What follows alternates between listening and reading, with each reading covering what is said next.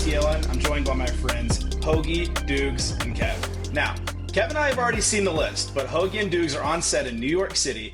They haven't seen it yet. So you're going to get their immediate reactions on this show. With that in mind, Dukes, Hoagie, give us your predictions on who will come in at number 1. I mean, Hoagie, you go first. Yeah, I was gonna say. I mean, I feel like the obvious answer is Shelly, but What makes you say that? MVP had a crazy year. But honestly, I feel like Brennan could be sneaky. I don't know. How are these votes exactly done? Are they done by the players? Players do them.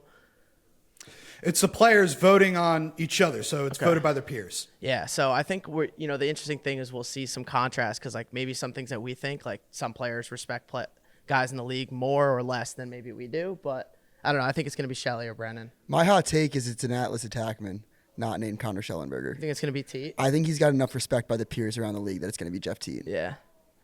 You think so? Not buying into just like the awards and the hype even that you Connor get, Schellenberger said the best attackman in the league is Jeff Teat.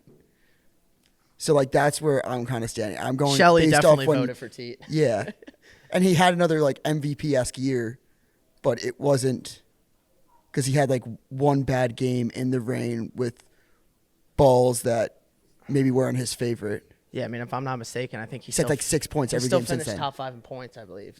And finals MVP. Yeah. Everyone said like he's basically MVP of the Atlas who won the championship. I'm going Jeff Teat. He'd probably also be my vote. Yeah, I don't know who I would vote, honestly. I think, it's thinking of the best player, or are we going with like who had the best season? Kind of like the Heisman Trophy debate. Same thing with like MVP. It's like I think it's a mix of both. It's a mix of both, but True. It'll probably be an Atlas attackman, Dukes. You're right. Yeah. All right. A couple of Atlas attackman Outside predictions. chance of Brennan. We'll see. First of all, it's great to be back on the microphone with you guys. I hope you guys are enjoying your off season. But any predictions on who the biggest riser might be in this year's top 50? Yes. Who do you think? I got a couple. Obviously, I think Entenmann's going to rise big time. I'm interested to see where the Kavanaugh brothers lie. Obviously, Chris didn't play last year, so he's going to be new on this list. But Pat, I don't think was on the list, so he'll, I'm sure, be up towards the front of it. Those would probably be like the 3 biggest guys right off the bat, Dukes. I mean, I think it has to be Pat Kavanaugh. Yeah. You're looking at someone who I'm not sure was rated last year, and then I expect in the top 10. I don't know how much more you could rise than that.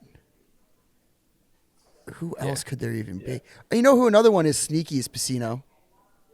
Yeah, where does Pacino lie? I think that's definitely another one. Where does McNaney land? Again, another rookie on that list. Yeah, does that count? Are we going, if you were a rookie, does that count as the biggest riser? Well, we'll see. I mean, there's some guys who didn't make the list last year who are on it this year. That's who I'm Gav is thinking. one Also, that you Gavin already named. Adler. Where does Gavin Adler fall on that list, too? Yeah, he probably went from like 45 to like 22. Yeah, something along that list. A guy like Gavin Adler, too. Well, I just set myself up to just get old takes exposed. Yeah, I'm interested to see where the Kavanaughs are. Where both, obviously, I assume Pat will be higher than Chris, but are they going to be like close? Yeah, that's going to that should have been a question. Who's higher? Who's Pat higher? Cav or Chris Cav? Because obviously, I think Pat's going to be, but like I could see a case for Chris in certain ways. I mean, he was unbelievable this year. So They had the exact same number of points, 37, I believe. yeah, Yeah, that's a. You think Pat is going to be ranked higher? I think Pat will be ranked higher out of a respect factor, but I wouldn't. I be do shocked too. I if think Chris you got to give the older bro. I a wouldn't nod. be surprised if Chris was though. Like, If you're a player and you're filling out that, you got to give the older brother you respect. have to. Yeah. And then I think Entenmann's going to get a big jump. I think he was in the 40s last year. He'll be squarely in the top 10, probably the top 5, honestly. Yeah, that's an interesting question. And where do the face-off guys lie? It's is weird another being question. on this side of the camera because trying to keep your poker face here. Yeah, Again, 'cause you Kevin know and the I cards. know the answers, and Dukes and Hoags do not know the answers. I'm trying to keep a straight face while you're giving these predictions. And out of respect for my face-off guys, TD Erlin obviously won face-off guy of the year. Trevor, I think, was in the top 10 last year. So Yeah. how high does TD get to? They'll for sure be in the top 100. Yeah. Top 50, right? Top 50, 100. Yeah, 100. For sure, the top 100. I want to ask one more question. Dukes, I'm still in off season. I'm still not tuned in on Dukes' jokes like this yet. He's gonna get me a lot.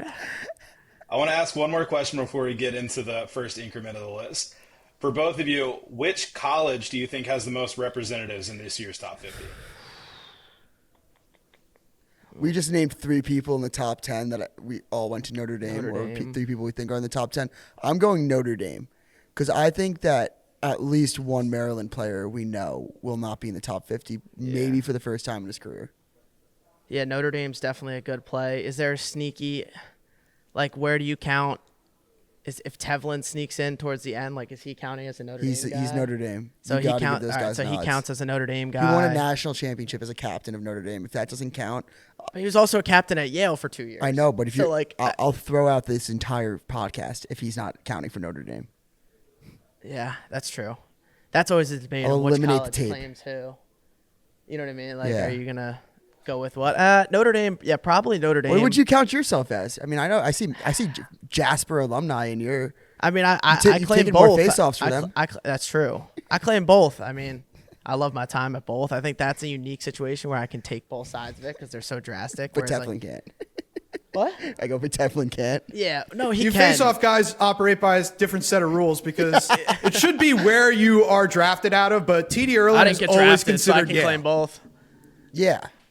Yeah. But he was drafted. Can TD, he last played at does Denver. TD say Denver on the PLL website? No, it says Yale. It says but everyone Yale. else, it's where you're drafted out of. Yeah, so that's the gray area there. Yeah, honestly, Dukes, I'll probably go with Notre Dame. Sneaky and Ivy League school. I'm trying to think. I mean, Curse is going to be on there. Teet's going to be on there. Adler's going to be on there. That's 3 Cornell guys right there. So I don't know who else they could fill the rest of that, but Yeah, I'm going Notre Dame. probably Notre Dame, but Cornell sneaky. No, I don't think Cornell Well, either. I'll give you a hint before we jump into it. There's actually 2 schools tied for first, but Alex, I think it's time to dive into the list. Maryland. Let's do it. All right. At the 50 spot, speaking of Cornell, we have the all-time assist leader with 302. Rob Pennell is the first player on this Fourth list. Cornell guy, yeah. At 49, we have Jared Connors. At 48, we have Bo Pedersen. This is his first appearance in the top 50. At 47, we have Ajax Zapatello, who was the 3rd overall pick in the 2024 greatest draft. 46, we have Zach Goodrich. 45, we have Grant Ament. He's a dropper down 32 spots from last year at number 13. Wow. At 44, we have Mason Woodward. At 43, we have Brian Tevlin, who's the reigning Jimmy Regan Teammate of the Year. At 42, we have Ross Scott, also his first appearance in the top 50. And at 41, we have Jackson Eicher, the 3rd highest ranked undrafted player in the top 50 ever. Dukes and Hoagie, let me get your reactions. Bonkers. You got bonkers. Bonkers. Bonkers on what? There's a couple guys in there that I can't believe are in the top 50. I'm surprised Rob's in there, honestly. I wasn't even thinking about him, to be honest. Really? He's one that probably a legacy play. Legacy play. obviously Legacy, got like, the to push record, him in. Yeah. I don't think he had, like, I'm not going to, like, throw my arms up in the air about it. I can't believe we're talking about Ajax. Kev, the end of the year, you were saying, I mean, a lot of people were saying that he could be defensive player of the year with the amount of calls turnovers he has. For his peers to still have him at, 47, still in the 50 to 41 range, I think speaks volumes about what the league thinks about him as a defensive player of the year candidate. So you think, hold on, let me get that straight. You think he should be higher or lower? I thought he'd be higher for sure. I agree. I thought he would Gotcha. be higher too. Yeah, I'm looking more at 41 and 42 with the 2 Chaos guys obviously jumping in the top 50 for the first time. Ross Now we're Scott. talking. I think Ross Scott, that to me has been great for the Chaos and a great piece for them on a team that, we've said hasn't had a ton of quote unquote like superstars on that roster on the offensive side. Like that shows me the respect that the league definitely has for Ross Scott as an attackman in this league. And then Jackson Eicher going from a, undrafted guy to a, amazing rookie season. I know he probably would have been a 2nd round pick, maybe a late 1st round pick if he wasn't at Army and he was at an ACC school. So the talent was there, but it was more just a question mark with the commitment to the military. But, shows those are 2 young pieces for that Carolina team that are getting clear respect from, guys across the league. So that definitely jumped out of the page on me right away. Yeah, those 2 jumped out to me. 2 people I did not expect to see on this list. Yeah. That's who I was referring to earlier. But, like, I also need to see at the end, which is making this tricky, to see who got left off the list. Yeah. To see if I'd even have them over. Because right now, I would probably have them out of my top 50. Yeah, and then Exactly. Grant Ament I dropping thought- 32 spots. Yeah. That's more just the injury piece. That checks I feel out. Like. Yeah. That checks out. I mean, he was midfielder of the year. That checks out, yeah. He was midfielder of the year last obviously year. had injuries all year, so that makes sense. So And then they were He certified peaked as in the top 5 in 2021. So this is pretty shocking, I think, to see him this low, even though I know he didn't have the production. And then to go back to the chaos attackman, I think Jackson Eicher, I'm not too surprised. Ross Scott is a name that really surprised me here. I think he's good, but we look at those two, and you have to figure Owen Hiltz is going to be in this list at some point. Yeah. So all 3 chaos attackmen make the top 50. I didn't really think the chaos offense, it did well for what it was worth, but to me, it didn't seem like a team that had 3 top 50 attackmen. the whole was better. The sum of the whole was better than the parts, in my opinion. Like we would always say, they were like a well-oiled machine. I don't necessarily think like individually that they were the reason that the chaos engine was working. You had a ton of renaissance pieces on that team. Obviously, Perkovic had a great year for being later in his career. He was great for them this past summer, and obviously you inject this young blood in there, and Justin Inacio too, like was a big part of them definitely during that second half of the season for the chaos. But yeah, Ross Scott, I wouldn't have been surprised. I don't think if Eicher slipped at like a 50 or a 49. He's one of the best rookies. Yeah. But Ross Scott is definitely, of this first 10 that we've seen, probably the biggest surprise. Yeah, and I also want to go. I think Grant Ament is still probably a top 25 player when healthy.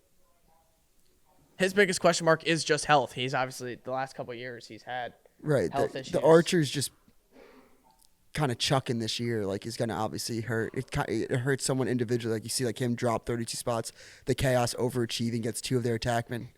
On a roster, when they came into last year, we were all kind of looking at as maybe on paper the worst PLL roster that we've seen. I think but you said of all time. It had to be. I mean, you on look paper, yeah. on paper, and then the Chaos social team reminded Mitch every week to can't count out the Chaos. Dukes, on the topic of Grant Ament and maybe his ceiling, when he peaked at number 4, he was an attackman. He's one of the only guys to win attackman of the year and also be an all-pro midfielder. So I'm curious if you think his ceiling is partially due to his health, but also partially due to the position he's now playing at midfield.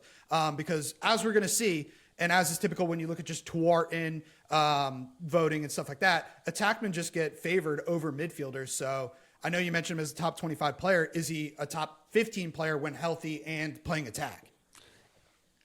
Yeah, I think last year when you looked at the injuries to the Archers, I thought he probably should have got bumped down to attack.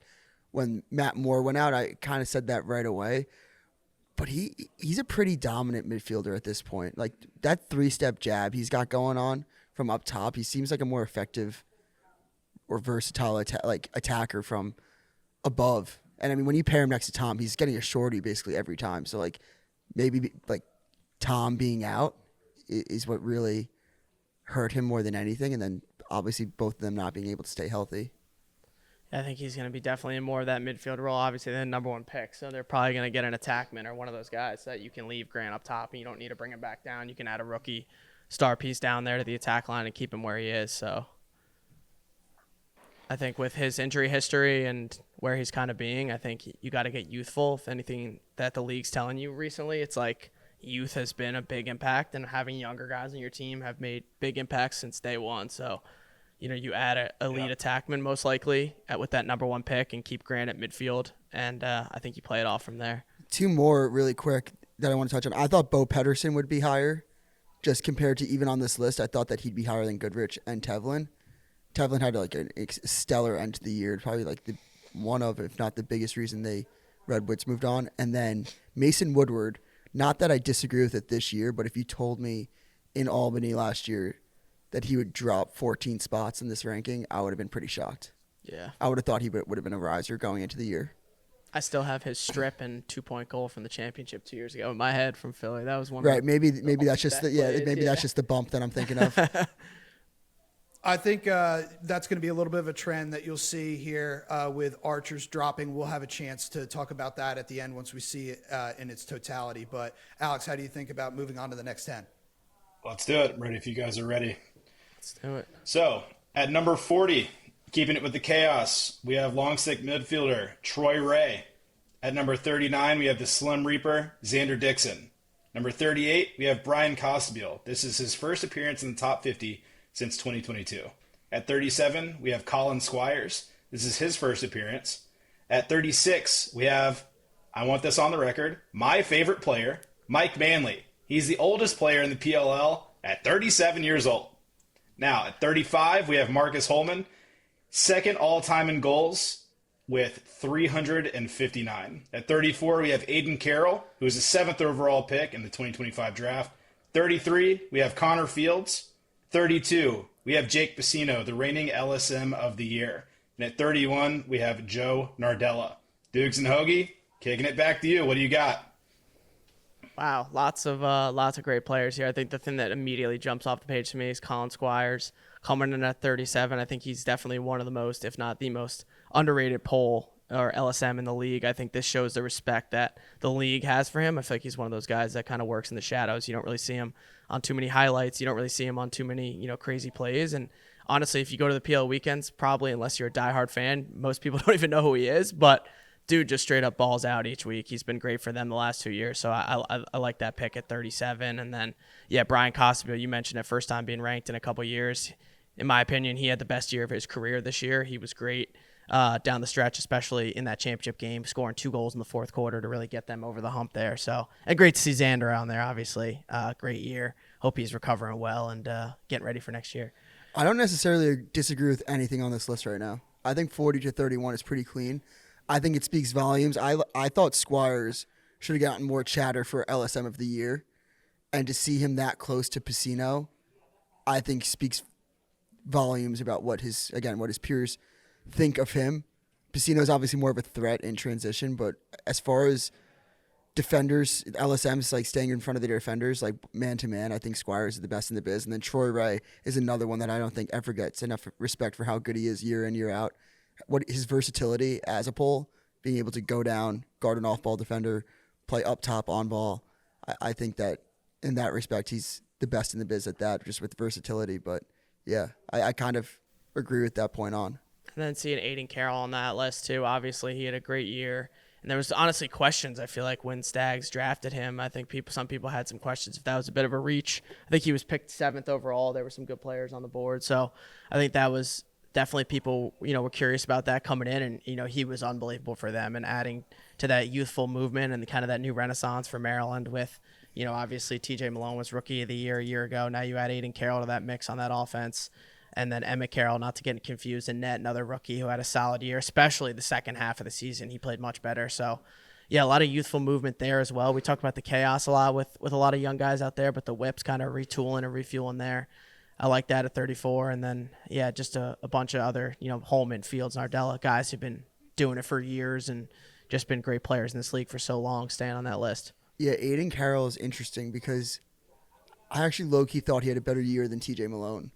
So now I'm curious where Malone is on this list, or if he's on the list. He's got to be on the list. Malone's got to be on the list. Yeah, he's got to be on the list. But I thought Carroll actually would have been – I maybe would have picked that as a sleeper to be higher. Fields, I'd love to see year by year. I don't think anyone rises and drops more than him. Like, it's just like a roller coaster. Yeah. And Marcus makes sense. I mean, I think that's a very fair drop. It's not like that substantial when you really think about it, 17. But it's not like he also had an MVP season. Yeah, no, I think that's fine. And he's a father now, so he'll have like that dad strength and probably rise up to number 1 next year. Yeah. For Fields, to follow up on your thought there, Hoagie, your intuition was right. He was number 3 in the very first PLL Top 50 in 2019. And then he was out of the list completely for 2 years, came back at number 44, 13, 8 last year, and then now he sits at 33. So he's all over the place in this list. So he'll be in the top 10 next year. Yeah, while we're on the topic, buy Connor Fields stock now. While we're on the topic of attackmen, I got to point out Xander Dixon just because this was such a big talking point, thanks to me, on the show late in the year with Jake Taylor, an off-ball attackman. Xander Dixon is the only off-ball attackman on this list, and he's coming in at number 39.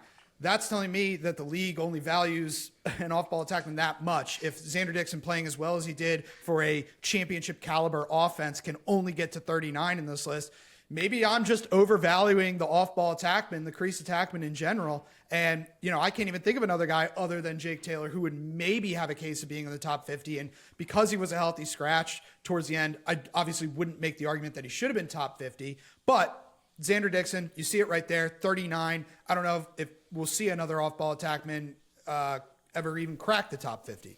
Or maybe podcasters just know ball more than the players. I mean, that's something that I'd like to definitely it. Yeah, it has to be that. I mean, a bunch of players talk to me quietly and say that. They're like, you should be the GM. You got to figure it out. Someone hire Dukes, one of the teams that doesn't have a GM. Yeah, hire Dukes I was as talking. GM. I was talking to BT about the Water Dogs position. He went with Coddle, my arch nemesis. No beef. Did he unblock you, or are you still blocked? We're getting there. We by Albany, like Mitch will get BT to hit the frog, and I'll get Coddle to unblock me. Yeah, I want to take a step back quickly and just give some respect to Michael Earhart, because there's 3 players in this increment of the top 50 that are long stick middies. In 2022, Mike Earhart was number 5 on this list, and the LSM of the year, Jake Vecino, is here in the 30s. I just wanted to make that quick observation on that award. Might be able to be called, instead of the Brody Merrill LSM of the year, the Michael Earhart LSM of the year. You're totally right. Good observation, but I'm excited to get into some defenders at the top of this list. Really quick, I just want to hit on what AP said. We're ready. I want to hit on something you said really quick. When I pointed out every single LSM, and I talked about Troy Ray's versatility, I talked about Colin Squire's like man-to-man being like the best in the league from up top, Pacino's threat and transition. Michael Earhart was the best in the league at every single thing that those players were the best at their position right now. So he's my GOAT. Michael Earhart, if you're listening, we miss you. He is. You're great to watch. GOAT. All right. Anything else on this segment? No, I'm ready to see the top 30 now. Let's hit the next one. All right, moving into the top 30. At the top of the list at 30, we have Kieran McArdle. At 29, we have Matt Dunn. He's the previous Defensive Player of the Year.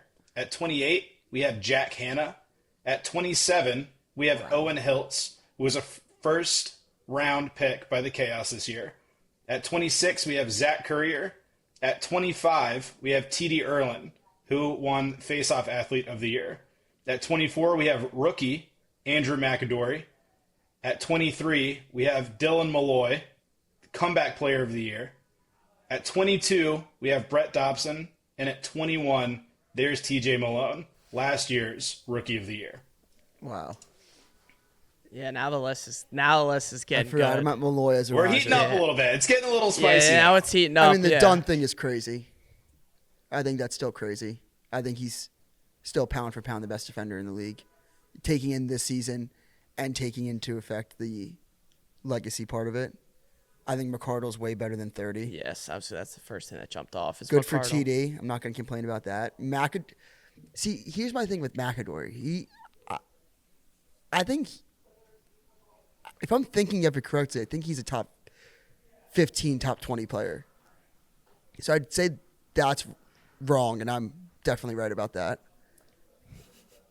Dobson, so he's definitely the third goalie. So that means that Blaze, And Liam.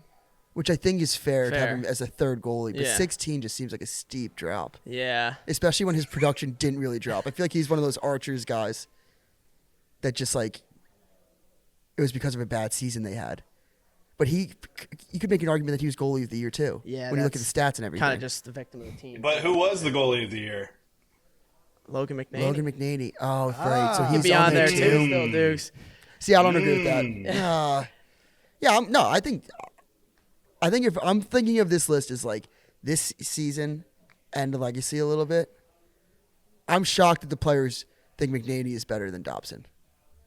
If he's on the list, which he is. Well, yeah. I mean, when I'm looking at this, McArdle, I think definitely should be higher. I think he's the most underrated player in the league. I think he should definitely be definitely in the top 20. I mean, dude's just been doing it year after year and doesn't really get the credit. And, he's one of those guys that I think definitely should be higher. Hilt's coming in at 27. Obviously, there was that debate between like him and Coulter Mackesy for that lefty spot, during the draft time with Boston and stuff. So obviously Hiltzy, slipped a little bit, but he was unbelievable after he kind of got in after a couple games. And then 23-24, that group of Redwoods guys, Dylan Malloy, Andrew McAdory.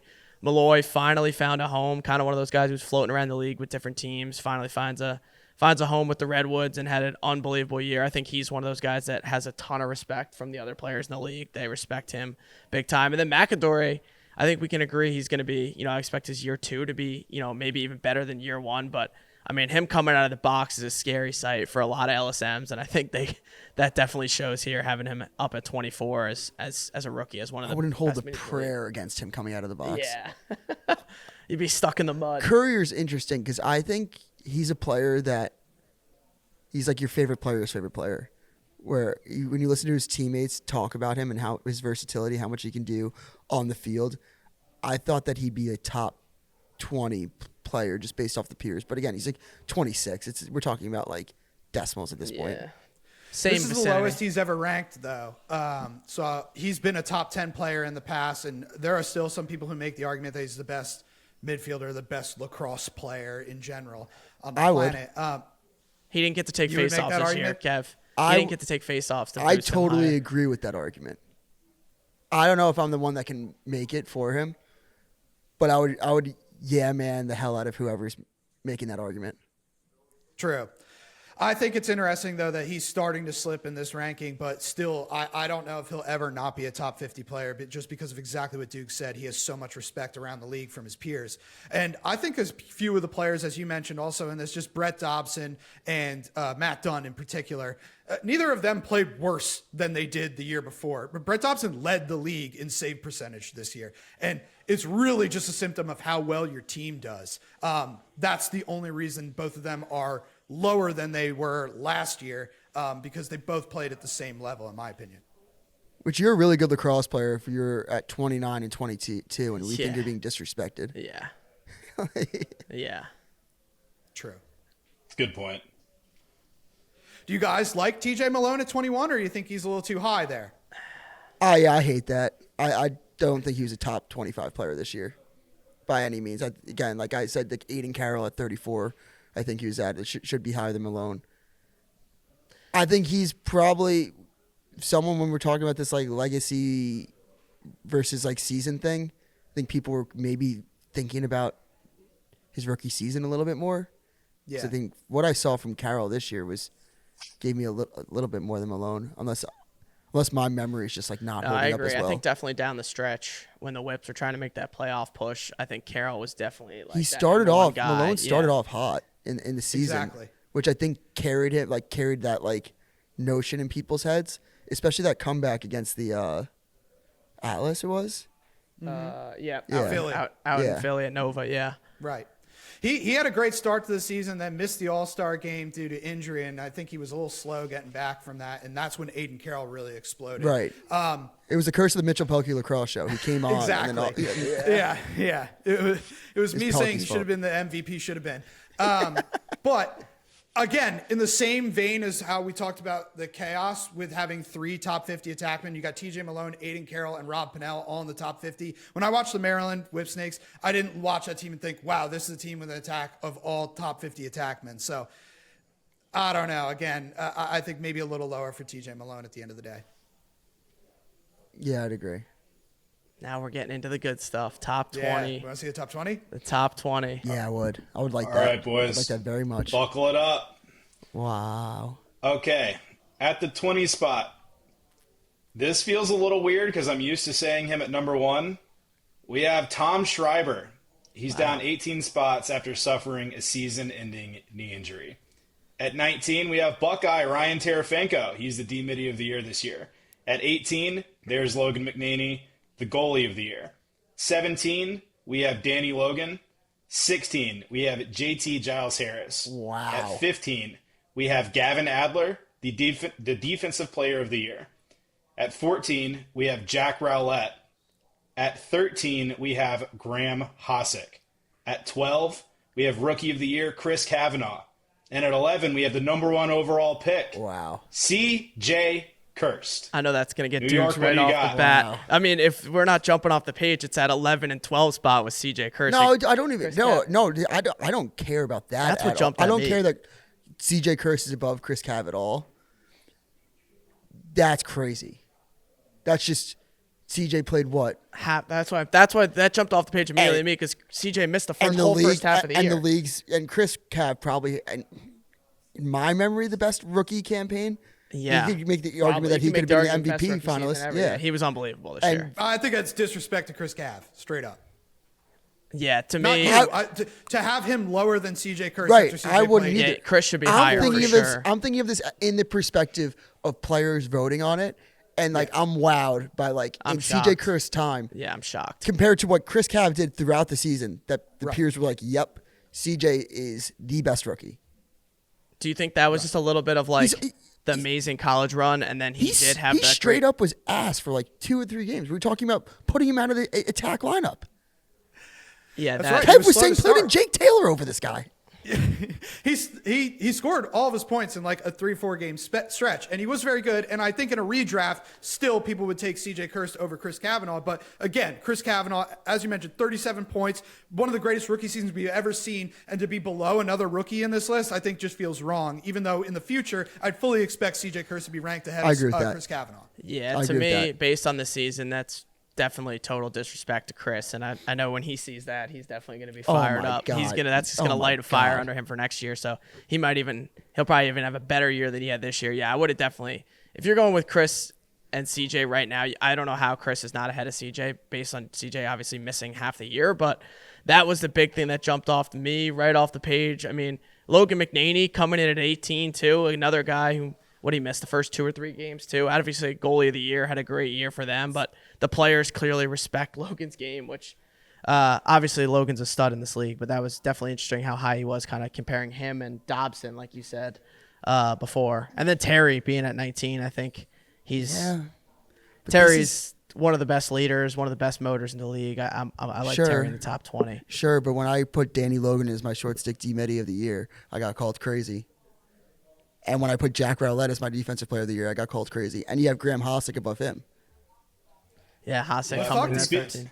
Alex, Yeah, cue that speaking up. of defenders, I need to let's bump off these short sticks a little bit. In this segment, we have 4 defensemen all in a row.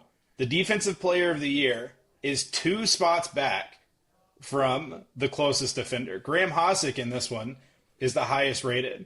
How are we feeling about Gavin Adler being that low? Is Graham Hossack too high, or is Jack Rowlett too low? I think that's about as spot on of a defensive ranking as you'll get. Right now, I think for it says this a lot season. about what we've been saying in terms Respect of who, piece. Yeah. who's voting on this list. There's a lot of respect for Graham Hossack around the league. Yeah. I thought that Matt Dunn might be over JT, but again, when you maybe it's just what Dunn brings as like a whole team defense more than like individual. Which when these players are voting, they're thinking about the individual matchup, not really what you bring to a defensive unit. Yeah, not the overall picture. Like if you're an attackman, you're voting for a defender. You're like, what's my hardest matchup? What's the guy I don't want to like play? I'm sure that like the Kavanaughs for this instance, like they're like, who is a tougher matchup for them, Matt Dunn or JT? They'd probably say JT. Well, Pat wouldn't because he's his teammate, but you Yeah. get the picture. Is that the lowest Schreiber's ever been? Like, Yes. yeah, by Yes. far. Also, yeah, I he's thought never ranked not 1 or 2. He's I Yeah, low-key he's never thought been he'd be out off of the top list. 5. Yeah. Yeah, the only Never thing not been ranked 1 or 2 is insane. that is Yeah, it's pretty good. unbelievable. I thought he'd be off the list completely. Just because the injury, yeah, and Yeah, just like a little fire under his ass. Like the 11-12 is the big controversy, and I can't wait when this gets released to see what people say about that. 'cause I know there's There's gonna be a God. lot of the uproar Twitter because discourse is going to be unreal. Notifications on all day. Yeah, that's gonna be wild. That's gonna be Really wild. Because I quick, was starting to question if Curse would Arrest you even be on notifications this. going to go crazy. I was starting to question the lower we got if Curse would even be on it. Not because obviously he didn't have a great second half of the year, but like, are you really gonna rank him the farther we got this high when he only played 6 games? Like, Only Cursed on the list has to be. yeah, Unless Yes, Nestler he's the rigged only this Cursed. and Colin Curse is like 10. yeah. really quick. Going back to the defenders, we see those 4 long poles in a row, but right behind them is Danny Logan. Does Danny Logan have a better case for best defender in the league than we think? No, didn't Paul say that? Paul He- said if they won the I think he champ- said yeah. MVP. Which MVP. Is, He said if Joe Atlas made Keegan a will championship also run. say this until the cows come home. Yeah. Right. I would like to see Danny Logan before his reign ends to win Defensive Player of the Year, short stick D-Midi. But if he did that, he'd also win MVP. So let's go for the trifecta. Go for the Triple Crown. Yeah. I That think would we be should make a amazing. push. My podcast narrative next season, I'm going to let anybody listening to this right now, I'm going to make a push that we should let Danny Logan be in the Defensive Player of the Year category. So he can be in the short stick category and the deep. Like, and I'm gonna- the defense I'm category. going to find Joe Keegan and all his stats and shape an argument that the world hasn't heard before and why Danny Logan is actually the most valuable defender. Which he has. I think he has that stat that like when you have like Jack Rowlett as the next closest defender and like Danny Logan has like the lowest shooting percentage. It's like something crazy. Yeah. No, I mean, Danny's a stud. Him and Terry, I feel like, are neck and neck the last couple Yeah, of you years. keep fitting Terry in there. He had a great year. I don't even think he's on the same universe. He had a great year last year, for sure. He did deserve it last year. To me, they're different though. Like Ryan Terefenko, his Transition. superpower to me is more in transition, whereas Yeah, I Danny totally Logan's like a agree. lockdown defender. 100%. Anybody but 91. That quote will be ringing in my head forever. Coach just said, keep it away from 91. That's the only guy you don't want to dodge against. You guys ready to move into the top 10? All right. Number 10, we have Trevor Baptiste. He's the only face-off man in the top 10.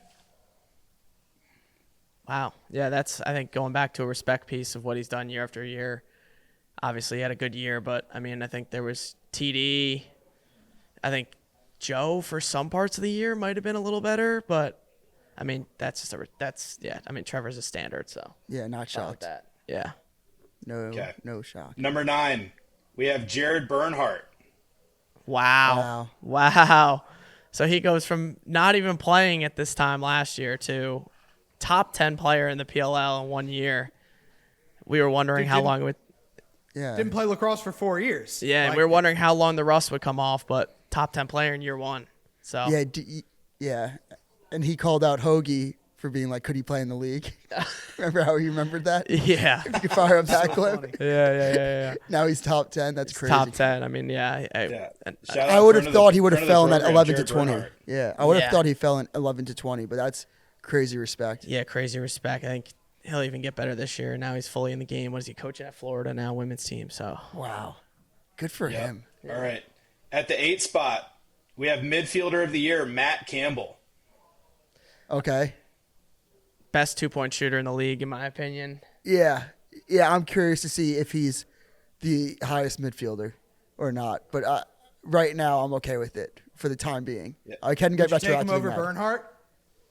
I would.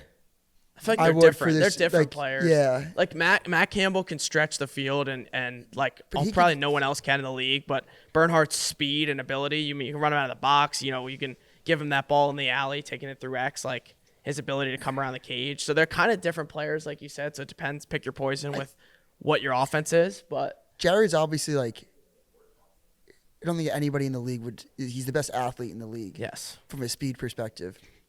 But I mean, Matt Campbell's a man at this point. He's like 26. He's like the size of him like doubles every single year. Yep. I think he's also just as big of an athletic specimen, just different type of. yeah, it's just what you value. Like I don't think he's just a 2-point threat.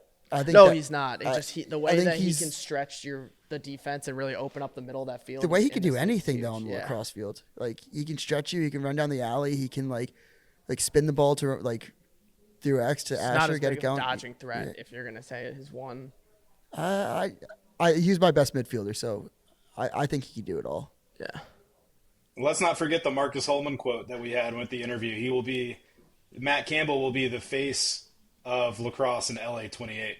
So Not surprised Pretty at all good by regard. that. Yeah. Him and Bo Pedersen, my two locks. All right.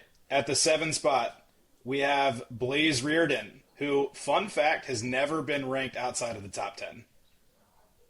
Dude, would you say that LeBron or Michael Jordan? What do you call Blaze? He just doesn't get credit because he's just so good every year that. Right. Yeah, he's just. Yeah, there's a couple players like that at this point, but he's like the LeBron where he just has like the best season of all time, and we just sit there like, well, he should. Yeah. Yeah, this is what we expect at this point. Blaze at 6. I'm very So very, Pat's in the top 5. I'm very intrigued Yeah. by the Where's next- Pat? seven. Where's the- Pat? Yeah, that's 7. Blaze Oh, is 7. 7. That's Oh, Blaze is I 7. think Blaze someone's is left. 7. I think there's someone left off this top 50 that now, looking back at 41, I'm already mad about. All right. And So I we want to have say I Blaze think at he was 7. top 10 last year. Yeah. At number 6. Oh, I know exactly what you're talking about. Yeah. We have Pat Kavanaugh. There's Pat. Okay. There's Pat. All right, now I'm disrespect again. You think top 5 for sure? I thought he was top 5 for sure. I mean, he was an MVP finalist, so that's one of the top 4 players in the league. So does six too low? Let me think really quick. And there was also that debate I think we had all year, and a lot of people in the media had, of like that Outlaws attack with like Bernhardt and Pat and Brennan. Like, you know, people are like, which one, like which importance, who's the biggest, you know, factor on that offense. So Pat was wedged right in the middle. Brennan is obviously going to be in the top 5. Pat right Two behind Atlas him, attack. and then, Yeah. and then you have Okay. Bernhardt behind him. So I'm trying to think. Okay. The jarring thing with Pat Kavanaugh, he wasn't even ranked last year. He basically jumped 44 spots. yeah, Plus. Yeah. Okay. Which is I'm insane. mad. I'm mad. I figured out I figured out the rest, and I'm mad. Okay. Okay. Let's keep moving then. All right. So at number 5, we have the first goalie ever ranked above Blaze Reardon, Liam Intonman. Respect. Is he worthy? Oh, he's Deserved. definitely worthy. 100% If there was worthy. I think everybody that has ever watched lacrosse would say if anybody was going to jump Blaze Reardon, it was Liam Entenman. Really? Yeah. But we're talking, I mean, Dobson was both close. of Dobson's championship MVP seasons wasn't ranked higher than Blaze. The year where Bernlaw got goalie of the year, he wasn't ranked higher than Blaze. It's always been Blaze's league in terms of goalie. Now we have Liam Entenman coming in year 2, and he's already better. Yeah. I don't know. Yeah. I think it was just, you know, Liam obviously was definitely in that MVP conversation basically the whole year. I don't know, has Dobson ever seriously been in He that should have. MVP conversation? I'm just trying to look back and think of like Dobson's also like probably not his fault, but when you talk about like the Archers' defense efficiency wise, like you got the best defender in front of you, and I know you like Liam obviously has the defensive player of the year and Adler, but you got Graham Hossack, you got like Mason Woodward, you got dogs in front of you, so he might be a little bit prisoner in that regard. But yeah, I think Liam was the best goalie this year. Probably would have made the argument he's arguably it last year. yes. I wouldn't have, but I I think it if you stays this way moving forward, like it's now No, Liam I think- Entenman or Blaze. no, Dobson could definitely take over Yes. the spot. I would be shocked. I'd be shocked if McNaney fell out of the top 4 at this point. Rookie, I don't know. I'm not going to say that. I would be shocked if McNaney ever jumped all of them. Yeah, I think McNaney's just steady Eddie, where Right. like he's just so gonna be like the same player every year, where he's just so good, where he kind of stays. Whereas like you could see more of a shift with like the top guys of like Dauber, Entenman, Blaze, whatever, can like shift like 10 spots back and forth based Yes. on like how their year goes. You know, like Blaze obviously still had a great year this year, but compared to the year before, he didn't have as good of a year. Right. So it's like then you drop him down a little bit. Same with Dauber. So like those guys, I feel like are more like the big play goalies, where it's like the wow saves, the craziness that you see on all over socials. Whereas like McNaney's just like steady Eddie, makes all the saves, and you look at the box score and you're like, wow, he had 18 saves, dude's a stud. And Hoagie, on It's like that, John Stockton. on what Yeah. you just said, to add some contextualization here, the Players Top 50 is voted on by the players. I think that Liam Intonman being so high is just taking news directly from the horse's mouth that he is hard to score on. He's unconventional, he's unpredictable, and he saves shots that he shouldn't be able to save. If you look at what Pat and Chris Kavanaugh said about when they were teammates with him at Notre Dame, they said it took them like a year to figure out how to score on him in practice. Now imagine you don't even have the opportunity. You play him twice a year. He's gonna raise your eyebrows, and he's gonna make a really high spot in the top 50. Yeah. It's crazy that there's the highest ranked goalie in the PLL top 50. Mitchell Pelkey scored on him. Like that should auto. Well, that drop is the you. one thing, I guess. If you're gonna say there's one knock on Entenman, from time to time he'll let in a couple soft goals, aka Mitch's goal. He let up that one against Maryland in the championship, a little low to stick. He's like, my bad. But then he'll make all the acrobatic ones. It is so funny how like the top goalies just their weakness is 2-point shots. I would love to get to ask them that. Yeah. I bet you they wouldn't say it's their weakness. I think it's though. just tracking it. I mean, Dude, as the a fact that former it's coming goalie like yourself, I mean, you the said fact, yeah, but I sucked. Like, they're the best in the world. Like, I guess it's the fact it's like coming in at like 110 miles per hour. That might have something to do with it. or just year by year. I mean, Colin Kirst was the best at stopping 2-point shots a season ago, and then this season struggled mightily, from 2-point range. So I don't know if it's just a year by year thing. We'll see the sample size with Liam moving forward on the 2-point shot range, but I mean, dude had an unbelievable year. So. All right, let's move it into the top 4. At number 4, and for the 4th straight year in the top 10, we have Michael Sowers. Wow, I can't believe that Brennan's ahead of him. Yeah, I mean, Sowers he's knocking on the door of an MVP one of these years. He's going to get it. He has to. He has to. It's inevitable at this point, kind of like Josh Allen the last couple of years. He was just like, when's he going to get it? Finally gets it last year. Yeah. He's just as dominant as Brennan in like a different perspective. Yeah, he's just Like shit. they're both like unguardable in a sense. Like Brennan's like athleticism, power, like Sowers' shiftiness. It's like who can, like, besides like, I know Ajax was kind of his kryptonite, Yeah, how but do like you even guard that? didn't he even like have like 6 points on him in the playoffs? Yeah, Yeah. Dude, Sowers was great all year, but I would say if there was a player who had the most dominant stretch, it was Sowers for the first 4 or 5 weeks of the season. Yeah. Was absolutely unguardable. That he looked like the best lacrosse player on the planet for that stretch. Yeah, I totally agree with that. But then you can make the argument that the guy who I'm guessing he's 3. We could go there. Like, You think it's going to go Brennan 3, Shelley 2, Teat 1? that's that's my prediction. You just Wait, wanna- all right, here, can let's- both of you predict that right now? Hoagie, I want to hear yours. I think it's going to be Teat. I think it's going to be Shelley 3. No, Brennan 3. I think Teat will probably be 1. I'll go Teat 1. I'm conflicted on if Brennan's going to be 2 or Shelley. I think it's a toss-up. Just to be different from Dukes, I'll say Brennan 2, Shelley 3. All right. All right, let's reveal 3 and then 1 and 2 together. All right.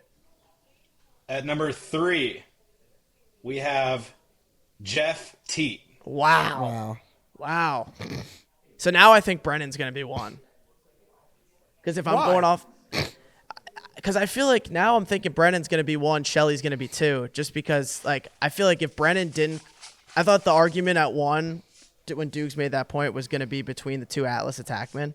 But now that Brennan hasn't been released yet, I think Brennan might be 1. Just for what he brings from an all-around ability.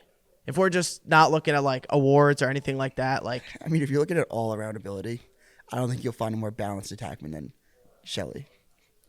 His shooting percentage, his righty-lefty I don't know. splits. Now I'm, like, trying to think, like, what the players are going to think versus, like, what I think. Like, Well, let's find out.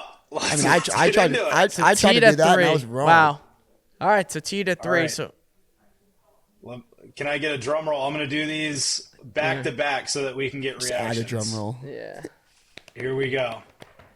At number 2 in the 2025 PLL Players Top 50, we have the MVP, Connor Schellenberger. See, yeah. Wow. Which Brennan at means 1. the number 1 spot goes to Brennan O'Neill. Damn. Yeah. Wow. Damn. Wow. I would say The I'm exact shocked, order but they I'm were not drafted in. shocked. I would say I'm shocked, but I'm not shocked. I think the only shock was out of the respect piece, I thought Teat would probably be 1. It doesn't surprise me that they put Brennan over Shelley.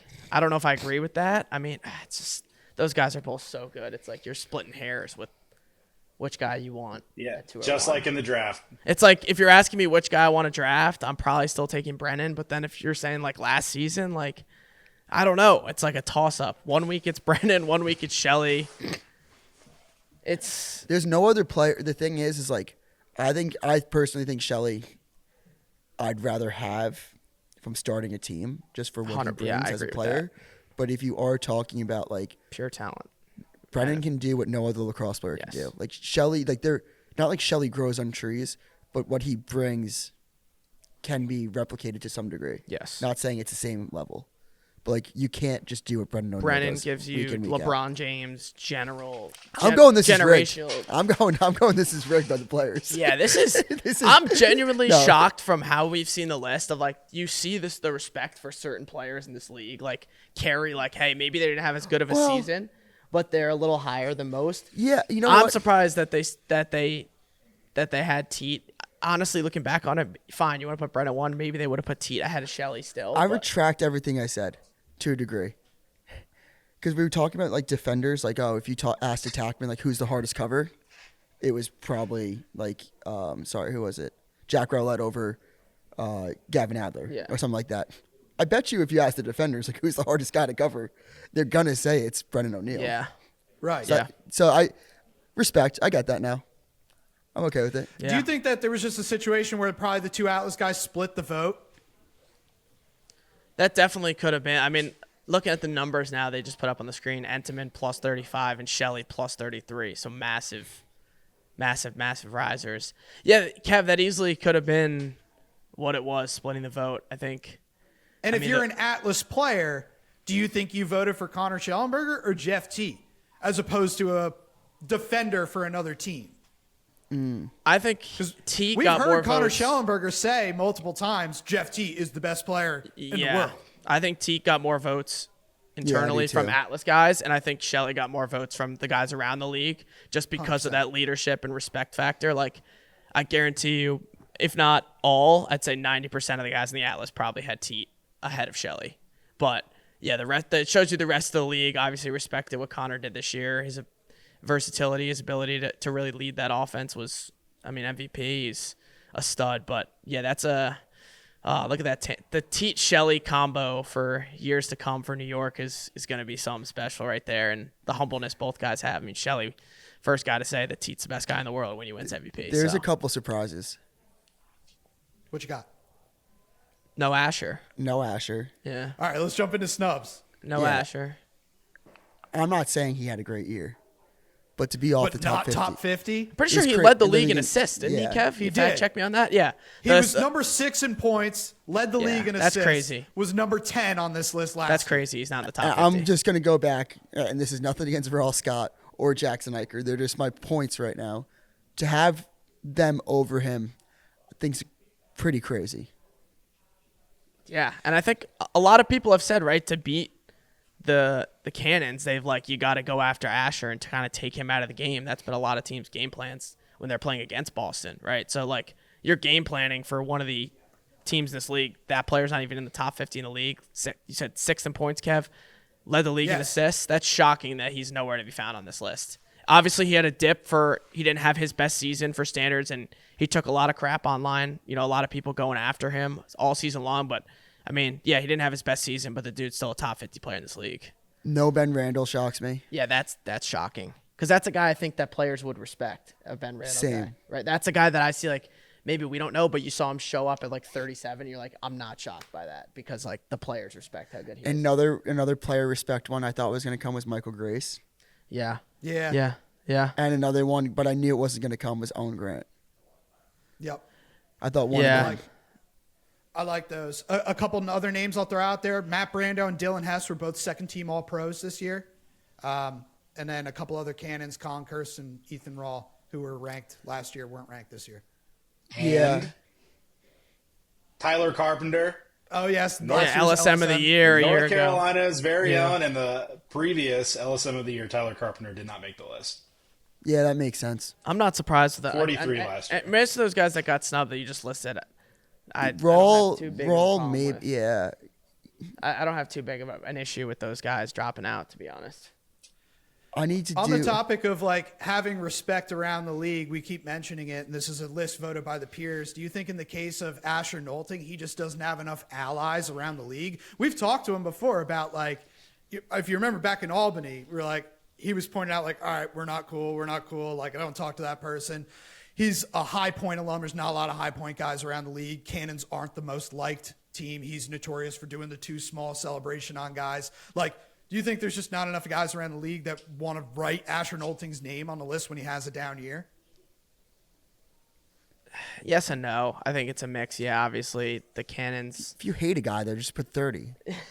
Yeah, I think it's that's definitely an interesting point. Yeah, I think the Cannons definitely take some slack for like teams definitely don't love a lot of guys on that team, or at least from what we've heard. I don't know if it's guys also thinking like, sorry, Asher is not as an elite scorer. Like this year, I feel like he played a lot of almost like post-up basketball type on offense, and they're like, that's just not a top 50 player to me in the players' eyes. That's probably what gives it to me. Like, he's not a guy who's like, if I'm a defender, I'm like scared he's going to run past me. Like, I know how to play him. I'm going to box him up. So like, I'm just trying to think from those guys' perspective why they maybe said like they thought maybe he's one-dimensional, and that's maybe why they didn't rank him. He's got the Patrick Ewing like allegations out there. So if we're going off that would probably be my guess of like defenders strictly, or just like he doesn't scare me.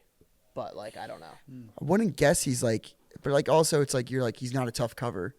Maybe you're not getting burned, but he's got like 4 helpers. That one-handed assist he had, that was absurd. Cannons might also be one thing I want to say about that is like the knock on Asher Nolting this year was he wasn't scoring the ball. He only had 10 goals. There was a point in the year where he was shooting like 15%. But Rob Pennell made this list, and he only had 7 goals all year. And to me, that's a respect thing. So Rob Pennell, obviously, for his longevity and his career accolades, has way more respect that players are just going to put his name in. Asher Nolting doesn't have that. I thought also just like one player that came to mind that I thought would be, I hate that I'm using Ross Scott and Jackson Eicher as pinpoints right now. Sorry, no disrespect. Yeah, I thought Dalton Young maybe was going to be one that so players would have piece for that Outlaws offense. Yeah, I think it's just for the younger guys. Like you're thinking like the Ashers, Dalton Youngs, and them. Like it's interesting to see where those guys lie in terms of like how they get ranked by their peers. So, yeah, I don't know. The Asher one's surprising to me that he's not ranked. I'm very shocked at that. Let me give you a few more names. These guys aren't necessarily snubs, but they're guys who have been perennial top 50 guys who weren't in the list this year. I want to know if you think they're done ever being top 50 or you see them being top 50 again in the future. Zed Williams, who was 15 last year, missed this past year with an Achilles injury. Garrett Epple, this is the first time he's ever missed the top 50. Mac O'Keefe, Matt Rambo, Ryder Garnsey. I think Ryder can definitely get back in. I think Mac O'Keefe can definitely get back in. Rambo, I don't think ever gets back in. Zed Williams, if you said yes or no, I'd probably say no. I just don't know what his deal is with the injury, and I don't know. Is he still technically on the Water Dogs contract-wise, or is he a free agent? Yeah, so, like, I don't know where he's fitting on that offense now. We already have the debacle we were talking about last year with those 4 attackmen. Where does Zed go there? So, like, I guess he could go somewhere else, but we haven't seen him play now in, like, 2 years. So, Zed, I'd say no. And then who was the other? Epple. I could see Epple sneaking, like, in the 50 to 45 range on a good season. Dukes? Yeah, I think Epple can definitely make it back. I think Mac O'Keefe definitely will make it back. I think he was also like just that Archer situation. Another injury. He kind of needs a quarterback to play off of. Yep. But if you're talking about an off-ball shooter, like would you consider him an off-ball attackman, Kev? Who's that? Mac O'Keefe. Yes, absolutely. Not a crease guy, but I would definitely consider him an off-ball attackman. Although 100%. The year last year when he was 28, he did a lot more dodging and creating for himself than I pretty much ever saw him do previously in his career. I'd still consider him off-ball. Yeah, he's got the box background. Him and Grant Amen to me are 2 guys who like just they were victim of the injuries, the team not doing well. Like those are guys that if we're talking about maybe risers next year, those are. Oh, I got one. I'm looking at I'm trying to see who I forgot. One that I thought would definitely be on the list as a rookie was Sam King. Yup. Yeah, that's a good point. Like I would have again. That underrated Harvard guy is following him to the pros, I guess. Sorry again. How many rookies? Ross Scott and Jackson Eicher. How many rookies are on this list? Yeah, Alex, can you tee up the rookie class and maybe we can compare it to the 2024 draft class? There are 7 rookies on this list. So it's CJ Kirst, Chris Cav, Logan McNaney, Andrew McAdory, Owen Hiltz, Aiden Carroll, and Jackson Eicher. Compared to the 2024 quote-unquote the greatest draft, had 10 players. That accounts for 20% of the list. Wow. So there's a lot of youth infusion in this list, but that 2024 class, especially in the top 2 spots, are coming through pretty strong. I still don't understand how Chris Kavanaugh fell to the second round. That's still like going to be maybe one of the craziest things when we look back. That's called on it. overthinking. That's just like ridiculous to me. That's like the whole NFL draft prospect. Like you look at like the raw ability, or like can the dude flat out play? Like the dude can flat out play. Like, and it's crazy that Redwood still ended up with him and McAdory, and we'll see what Sam English can do this year. Obviously when healthy, but yeah, the youthfulness in the league. I mean, we've been talking about it, I feel like, each year with like the influx of like new guys coming into the league and making an impact right away. And there's always the conversation of, is it because they played a full college season and they practice every day and then they're like hit the steam rolling, or is it, these young guys are just, they're going all in on lacrosse now. But I mean, it really shows like if you're an older guy in this league, your spot's no longer safe year in, year out like it has been maybe in years back. Like you can go from a top 50 player in this league to not being a starter in a season. I gotta also look. Yeah, I see. We have a producer note that Brett Maycar not on top 50. I'm gonna just start off and say I'm completely fine with that. Yeah. What about his teammate Matt Trainer? That's exactly where I was gonna go. Yeah. All right. Yeah. I need to sit down with this list in front of me and almost do like a recap episode where I can get really pissed off, because like trying to think of all 50 names and like who got snubbed, without looking at the list exactly. Like I would have imagined Matt Trainer was top 50 player in the league this year. Yeah, I feel like especially as the year got on, like the more he got comfortable, I felt like the bigger threat he was week after week. How many rookies did you say were on this list? Do we have a number? Seven. Okay. Because when people have the narrative, like rookies kind of own the league because they come straight from college, which I don't believe in. No, but we had 2 very, very good draft classes back to back. I want to talk about one player in this year's draft class who didn't make it. I don't think he deserved to make it, but I'm curious if you think this player is feeling the heat or the team that drafted him is feeling the heat, and that's 𝐓𝐇𝐄 who was the 4th overall pick. And if you look at the list, first of all, going back to the draft, it was the worst kept secret in the world that the Cannons needed a left-handed attackman. And it was coming down to draft day. Who are they going to go with, 𝐓𝐇𝐄 or Owen Hiltz? They went with 𝐓𝐇𝐄, and it wasn't a situation like Pat Kavanaugh where they didn't have the spot for him. It was like gift wrap for him. Here, this spot's for you. Owen Hiltz, who has to get his visa from Canada, doesn't play the first couple of weeks, comes into the chaos. He's playing multiple positions. He comes in at number 27 on this list. Did the Cannons make the wrong pick, and is 𝐓𝐇𝐄 feeling the heat? No. I think later on in the season with like Will Manny, he started to figure it out, and he's someone that like I think will figure it out next season. Yeah, to me, I think it was just they're obviously completely different spots, right? Like the Chaos really had no pressure on them. The Chaos was kind of like a bunch of young guys. We said that Island of Misfit Toys said random guys on the roster. People said like kind of just like no expectations, free flow and go out there, ball out. Whereas like more on the Cannon side, it was like a lot of pressure, especially after back-to-back Champ Series wins. Like this was a year to go get a championship. Obviously, you have Asher Knowlton coming off a big year the year before. He didn't play up to standards. You got a bunch of old heads, Manny, Marcus Holman, all those guys kind of on the team. So then you're trying to like insert 𝐓𝐇𝐄 into that team as like a young rookie trying to learn. So I don't know. I think it wasn't the best situation maybe for Maxey to go in right off the bat. I don't know. We'll see this year. Like if he doesn't have a great year, yeah, like that probably will look back on it and say, they made a mistake not taking Hiltz. But I don't know yet if it's like, a lot of times it's the situation you get put into. And I think the situation for Hiltz was much easier to go in, be able to play right away.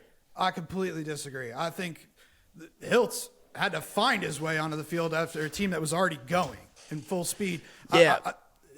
Maxey had to, it was gift wrapped to him. This is your job, and he didn't win it coming out of training camp. But I just think it's tough. I was a big Maxey guy. Maxey was my pick, but I'll be the first to admit, I think I was wrong. Looking at what we see and the list here, Owen Hiltz is clearly the better left-handed attackman. Yeah, I guess just when I look at it, Kev, like when you get into training camp, right, and like you're a top 5 pick and you're an amazing player, Tewaaraton finalist, whatever, like, and then you get kind of brought on a team with a guy like Will Manny, who's a vet, who's been there, who wants to be in the league, who's fighting for a roster spot. Like, that's a tough position to be in of like, you know, you want to win that position, but then you also want to learn, but then you also have respect for a guy like Will Manny for what he's done in the league. So like, to me, that's like a tough spot to go in where it's like, I'm a rookie. I don't want to step on too many people's toes, but I also want to be an assertive leader on this team. But like, where do I lie? And you're kind of fighting for that starting spot with a vet and a guy who's been around the block for years like Will Manny. So I think it was just a tough start for him, you know, right off the bat. And then you kind of the shuffling of like, doesn't play the first week. And then, you know, we thought it was probably because of a little bit of rest from a long season in college. Then he's on the roster, then he's not, the shuffling. So I don't know. I think it was a lot coming in for him as a rookie, the situation he went into. If you're asking me now, yeah, I probably think Hilt's the better player and you probably should have taken Hilt, but I don't know. I want to see Coulter this season. I don't think the circumstances that he went in was ideal compared to what Hilt's had to. Yeah, I think also like when you're a rookie in camp and your comparison is like former All-Pro and Will Manny, like I think a lot of people would look bad next to him. It's not like you had someone coming from Detroit Mercy next to you. Yeah. That was like the backup spot. You had Will Manny. So I also think Hilt's one thing that proved to be right this season. I think he just like showed that he probably has a higher lacrosse IQ and more adaptability than Coulter. Definitely more adaptability. I definitely didn't think he had the athleticism to dodge a long pole, and he did it several times this year. So I also think team narrative makes a big difference. Obviously, Owen Hiltz was a big part of the chaos being unexpectedly good, and the Cannons, you know, were unexpectedly bad. So that's going to play into it as well. The two last points I have were, one, maybe Brad Smith was somebody that I expected or not expected. Great comeback year for him. And then I expected just one person on the Redwoods defense. Like, I don't know. I don't care who it is. I don't care if it's Chris Conlon, Chris Fake, Cole Kastner. I actually know from a couple of people that they thought Chris Conlon was one of the most underrated defensemen in the league and needed more respect. So that I thought he maybe be a sneaky, like 40 to 50 range. But I think that whenever you do these lists, if you're going to take someone, if you're going to put someone on, you got to take someone off. So I have to do that with all the players that I named. Which rookie do you think is going to be on this list next year? How many? How many rookies next year? How many rookies you think make the top 50 That's next year? This is going to be my closing question is for the group. If you're to pick a player who will be a rookie in 2026, so a senior in this year's upcoming college class, everybody give me one answer. Let's do a little rapid reaction. We got to wrap this up. Aiden McGuire. One player who, as a rookie, could make the 2026 top 50. I'll go Aiden McGuire top 20. Wow. Bold. Hoagie? Trying to think around. I mean, I wouldn't be shocked if Spalina made it just because of all the hype, and I think he's going to be put in a great position to succeed. Underrated guy, like a guy like Will Donovan at LSM, could he make a lot of statements in year one? I don't know. Bobby Van Buren, I think one of those Ohio State defenders. I think even like a Cullen Brown, those guys could make a lot of noise. A Will Schaller from Maryland, one of those defenders. Hoagie, you're leaving me with nobody to pick, bro. Dude, you rattled off 6 guys. I'm starting to see a rest of your problem.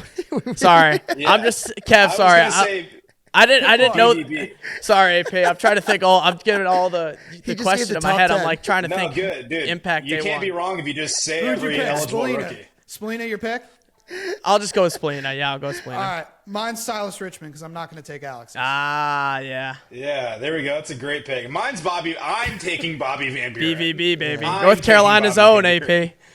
Yeah, he's the man. All right, boys. Well, that's it. Thank you all for joining this PLL Top 50 reaction. To all the viewers, I have a little Christmas gift for you at shop.thelacrossenetwork.com. If you made it this far, take a little num-num, take a little something. Use code TLNNation15 for 15% off your order. And guys, anything in closing before we wrap this up? I thought that was a pretty good episode. Yeah, it's pretty fun. Very good episode. Great. All right, boys. Well, thank you for joining. We'll see everybody later. Peace. Thanks, fellas.